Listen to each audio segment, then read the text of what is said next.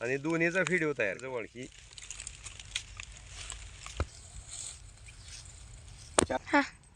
नमस्कार दर्शक मित्र, रामबाण यूट्यूब चॅनल हार्दिक स्वागत। आज आपण भालचंद्र कांबळे यांच्या गादेगाव येथील मक्याच्या प्लॉटवर आलेलो आहोत। मित्रांनो, या प्लॉटवर येण्याचं कारण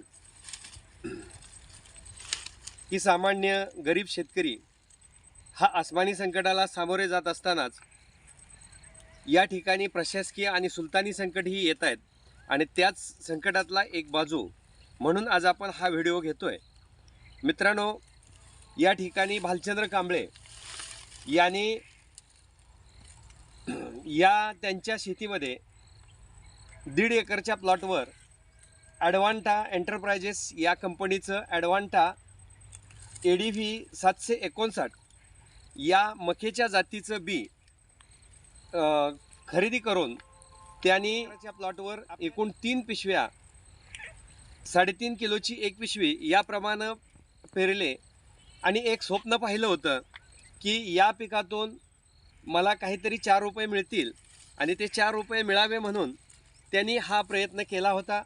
आणि त्या प्रयत्नातूनच त्याला या ठिकाणी जो नुकसानीला सामोरे जावं लागलंय ते अशा प्रकारचं आहे की हा बी पेरल्यानंतर यासाठी जो खर्च झाला, नांगरणी, फन्नी, पेरणी आणि त्यानंतर खताच्या मात्रा देणं आणि त्याचबरोबर या पिकाला पाण्यापासून संपूर्ण खर्च करून आज त्यांच्या शेतीमध्ये जी पीक आलेलं आहे ते पीक हे अत्यंत म्हणजे त्या पिकाला खरं तर ही मका जात ही पिकासाठी आहे, पण ती पिकासाठी न राहता त्याचे फक्त बोधच तयार झाले आणि एक बोगस असं बियाणं त्याला कथितरित्या मिळालंय असं समजतंय।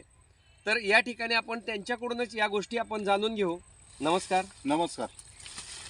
आपण हे ॲडव्हान्टाचं जे बी आहे ते अंदाजे कधी घेतलं होतं? 4 महिन्यापूर्वी प्रेरणा बीज भांडार पंढरपूर येथून मी 1450 रुपयाला 3.5 किलोची ही बॅग ही नावाजलेल्या कंपनीची आहे म्हणून मी आणि माझे मित्र शेजारी माझे प्रमोद संभाजी बागल यांना पाठवलं आणि त्यांना म्हटलं मला धावपळीत मेहनतीची कामं जमत नाहीत, तर त्यांनी मेहनतीला म्हणजे त्यांना वाटेकरी म्हणून मी घेतलं आणि त्यांना त्या पिशव्या आणायला लावल्या। त्यांनी त्या 3 पिशव्या आणल्या आणि त्या 3ही पिशव्या माझ्याकडे आहेत, मी त्या जपून ठेवलेल्या आहेत आणि लागण केली म्हणजे पेरणी केली। पेरणी करताना व्यवस्थित उगवण पण झाली, म्हणजे उगवण्याची प्रक्रिया व्यवस्थित झाली, तिथून पुढची कामं झाली। मी अशा पद्धतीनं सगळी मेहनत सुरुवातीची परिपूर्ण करून पेरणी केलेली आहे।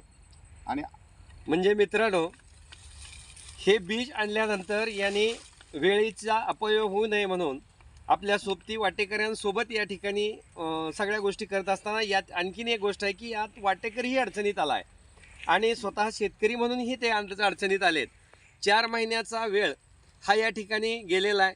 दुष्काळाची परिस्थिती आणि दुष्काळाच्या परिस्थितीत 4 पैसे यावेत म्हणून जो केलेला प्रयत्न आहे तो प्रयत्न आज या ठिकाणी फेल गेलेला आहे। आणि या ठिकाणी त्यांच्याकडे ज्यावेळेस ही 4 महिन्यापूर्वी बीज घेतलं त्यावेळी हे बी हे एका पिशवीमध्ये 3.5 किलो हो, म्हणजे मित्रांनो एक गोष्ट आहे की या बीज कंपन्यांना 3.5 किलोची पिशवी 1450 रुपयाला घेतली। 1450 रुपयाला म्हणजेच अंदाजे या ठिकाणी हे जे बी आहे ते जवळपास 450 रुपयानं पडतं आणि याचं पीक जर बघितलं तर आज मार्केटमध्ये 2000 रुपये सरासरी 2200 रुपये भाव क्विंटलला आहे। तर 2200 रुपयामध्ये 20 रुपयाचं किमतीचं बी आज 500 रुपयाला खरेदी करूनही त्यामध्ये फसवली जातं आहे, म्हणजे जवळपास 15 पट महागाईनं बी खरेदी केलं जातं। सरकारला त्या ठिकाणी त्याविषयीची परमिशन दिली जाते की एवढं बी महाग का विकावं, तर त्या ठिकाणी त्यांनी संशोधन केलेलं असतं, त्या ठिकाणी रिसर्च केलेला असतो। वेगवेगळ्या ठिकाणी त्या रिसर्चमध्ये त्यांनी या सगळ्या संशोधनातून ही यशस्वी प्रक्रिया की एकरी 30 क्विंटल 40 क्विंटल अशा पद्धतीचं बी पीक निघेल अशा पद्धतीचा आशावाद आणि विश्वास दिलेला असतो। आणि तरीही त्या ठिकाणी विश्वास पात्र न राहता या कंपनीनं या टॅगलाईनच्या ज्या पिशव्या आहेत त्यामध्ये ह्या 3ही पिशव्या अक्षरशः फेल गेलेल्या आहेत। या ठिकाणी तुम्हाला दिसून येतं की हे सगळं तुमच्या जेव्हा आहे तेव्हा जे बी आहे आज हे मकेचं कणीस आहे. हे कणीस 4 महिन्यानंतर जवळपास शेवटच्या टप्प्यामध्येही अगदी भोत ठरलेला आहे आणि पेनच्या मापाचंच फक्त राहिलेलं आहे की ह्याची उंची आणि रुंदी ही कुठेही वाढलेली नाही. तर याचबरोबर या ठिकाणी जे कणीस आहे दुसरं हे ह्या सगळी कणसं ही अशा प्रकारची भोत बनलेले आहेत. म्हणजे हे बी त्या ठिकाणी फेल आणि बोगस निघालेलं आहे. या बोगस कंपन्यांना या ठिकाणी शासनाच्या अधिकाऱ्यांनी, शासनाच्या मंत्र्यांनी, कृषी विभागाने या ठिकाणी चाप लावणं गरजेचं आहे, पण तो लावला जात नाही. यातून शेतकऱ्याचं खूप मोठं नुकसान होतं आहे. अशा पद्धतीचा जे एक भाग आहे या स्थितीमध्ये अंदाजे तुम्हाला हे सगळं पीक बनवताना खर्च किती आला होता? तर त्याला साधारणपणे एकरी 40,000, 1.5 एकराला 60,000च्या आसपास मला खर्च आलेला आहे. म्हणजे कारण असं आहे की सुरुवातीला नांगरट आली, त्यानंतर फणपाळी आली आणि त्यानंतर वापशावरती पेरत असताना पुढं पाळी टाकून मागं पेरणीचं यंत्र चालवलं. ट्रॅक्टरच्या माध्यमातून पेरणी झाली, सारं ओढणं, दंड सोडणं, दंड ओढणं, लेबरचे चार्जेस आणि त्याच्यानंतर पाणी देणं वगैरे ह्या प्रक्रिया सुरू झाल्या. आणि त्यानंतर तणनाशकाची फवारणी घेणं, मक्यावरती मोठ्या प्रमाणात लष्कर आळी काम करते, नुकसान करते, कातरते. तर तिला रोखण्यासाठी 2 फवारण्या माझ्या कीटकनाशकाच्या झाल्या आळी मारण्यासाठी. आणि त्याच्यातून मी वाचवत हे पीक व्यवस्थित आणलं. खर्च भरपूर झाला आणि प्रत्येक गोष्ट मी मांडून ठेवतो नेहमीच माझी सर्गित पिकं. आणि मी ज्या बीज भांडारमधून, प्रेरणा बीज भांडारमधून हे घेतलं आहे, तिथून मी पहिलं गहूही घेतलेला आहे, हरभरा घेतलेला आहे, असं त्याच्या अगोदरही घेतलेलं आहे. परंतु ह्या कंपनीचं, ॲडव्हान्टा कंपनीचं नाव आहे म्हणून यावेळेला धाडस करून आपल्याला पीकच काढायचं आहे. आणि एकरी 40-50 क्विंटलचं ते लोक हे सांगतात, म्हणजे उत्पन्न सांगतात. आणि ह्याला आम्ही एक डोळ्यासमोर ठेवून एक चांगल्या रानामध्ये ते पीक घेतलेलं आहे. परंतु संपूर्णपणे माझ्या पिकाचा म्हणजे येत असताना मी सगळ्या पिशाच ह्या टाईपचं असं कधीच होत नाही. तुम्ही सहज बी जरी फेकला साध्या मकाचा तरीसुद्धा कणीस भरून लागतं. परंतु हे मधले संशोधन केलेलं बी आहे, तरी सुद्धा ते संशोधन केलेलं बी फेल जात आहे. सरळ याचाच अर्थ संशोधनामध्ये कुठेतरी प्रॉब्लेम आहे.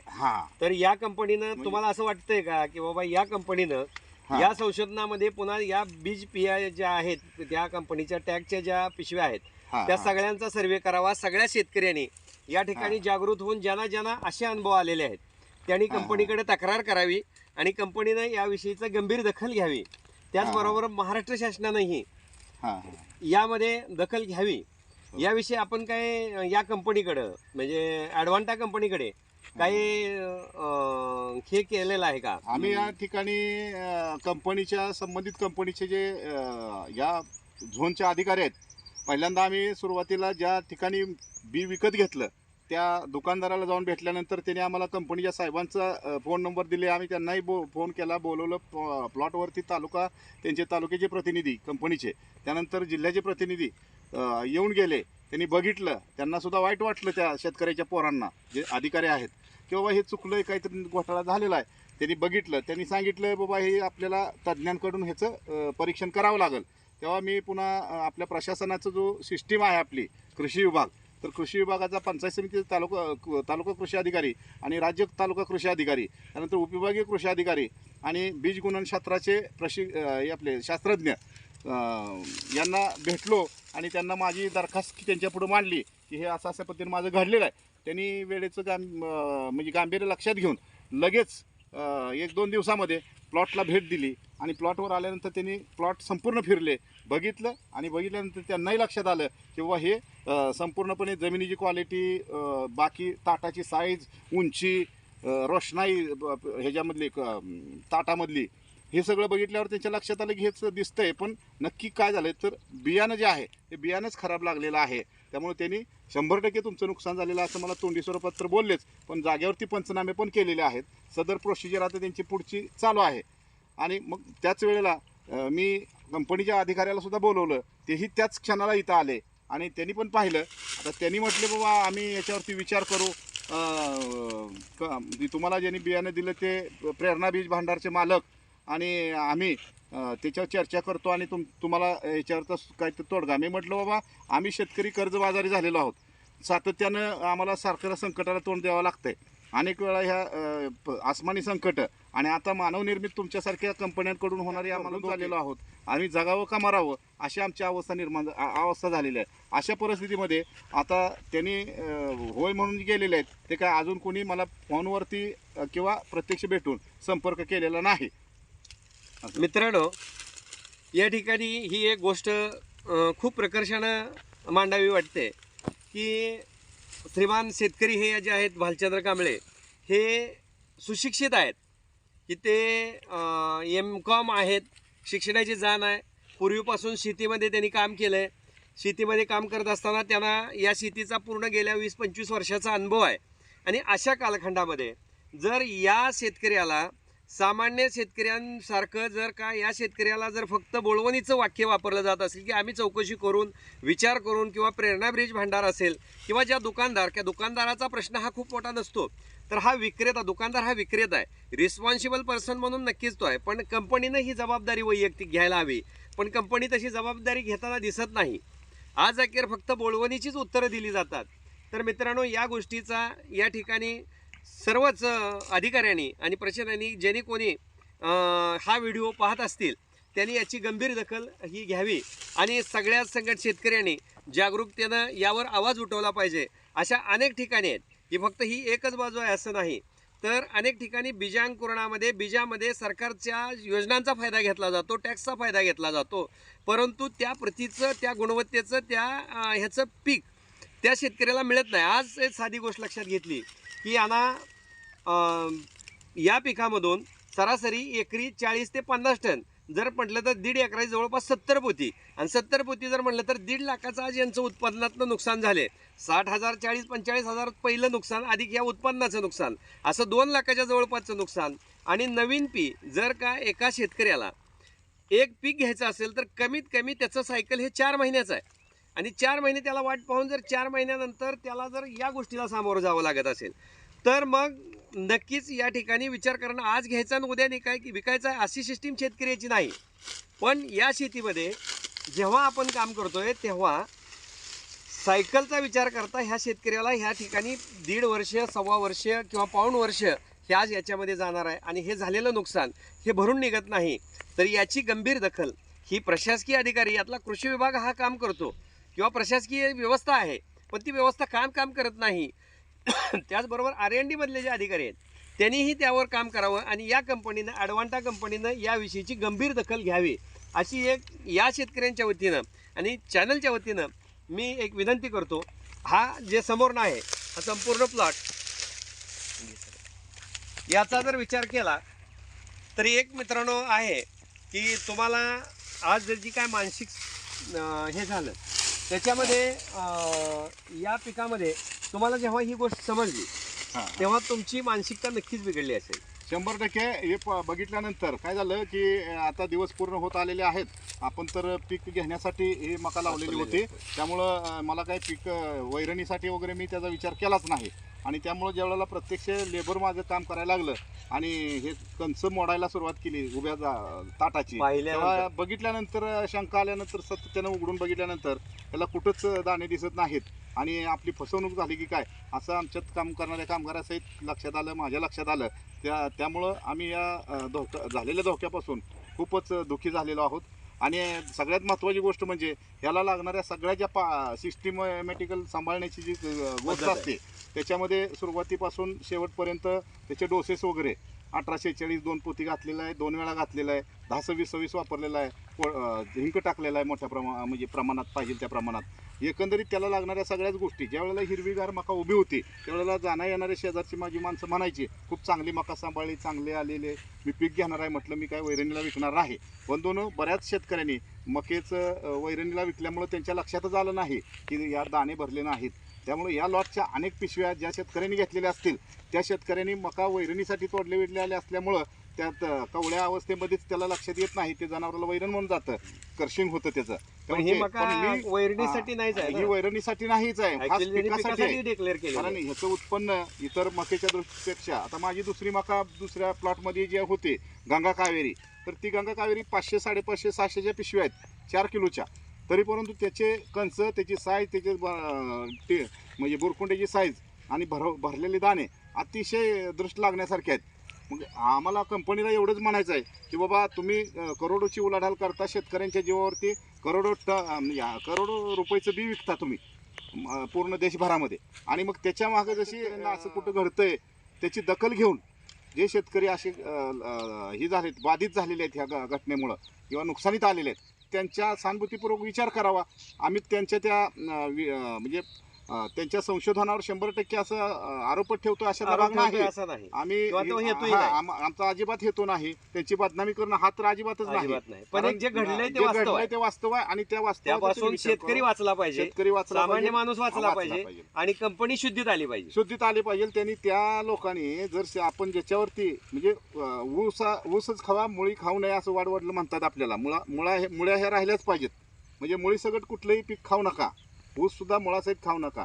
तसं आम्हाला शेतकऱ्यांना जर तुम्ही मारून काय शेवट करणार असाल तर उद्याच्याला तुम्ही तर कसं जगणार आहात, देश कसा जगल, जग कसं जगल. शेतकरी जगला तर सगळे जगणार आहेत. तर बंधूनो, माझ्या एवढीच अपेक्षा आहे की बाबा कंपनीनं गांभीर्याने दखल घ्यावी, नाहीतर आम्ही भारतीय संविधानाला मानणारे मानणारे लोक आहोत. लोकशाहीच्या माध्यमातून आम्ही न्याय मागण्याचा प्रयत्न करू, कोर्टातही जाऊ त्या संबंधानं, आणि त्या पद्धतीनं आम्ही तुम्हाला सरकारला सुद्धा या सरकार जी पाठीशी घालत असेल कंपन्यांना, त्यांचे काय मंत्री असतील किंवा प्रशासकीय अधिकारी असतील, तर त्यांचाही पर्दाफाश आम्ही केल्याशिवाय राहणार नाही. कारण आम्ही उपाशी तापाशी राबणारे, रात्रंदिवस जीव धोक्यात घालून शेती करणारे शेतकरी आहोत. त्यामुळं आम्हाला कुणाचीही जेवढं आम्ही प्रेम करतो तेवढंच आम्हाला संकटात कोणी ढकलल त्याच्या अगेन्स्ट विरोधात न्याय मागण्याची आमच्याकडे मानसिक तयारी आहे, शारीरिक तयारी आहे. तर एवढंच या ठिकाणी मला अपेक्षित आहे. म्हणजे अपेक्षित मला सांगायचं होतं, मी आपल्या म्हणजे रामबाण यूट्यूब चॅनलच्या आपण मालक आहात रामभाऊ बागल.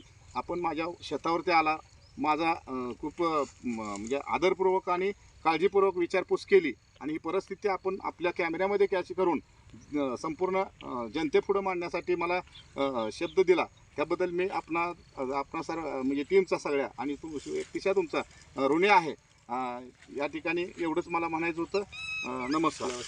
मित्रांनो, एक गोष्ट आहे की बालचंद्र कांगळे, नमस्कार, आभारी आहे मी आपला. मित्रांनो, हा चॅनल किंवा ही व्यवस्था ही सामान्यांची व्यथा मांडण्यासाठी आहे, आणि लोकशाहीमधला हा जो एक पत्रकारितेचा खांब आहे, त्या खांबाला जागृत राहणं आणि अशा कुठल्याही चुकीच्या घटनेवर या ठिकाणी प्रकाश टाकणं हे आपलं कामच आहे. मी रामभाऊ बागल, सह कॅमेरामन राजवर्धन.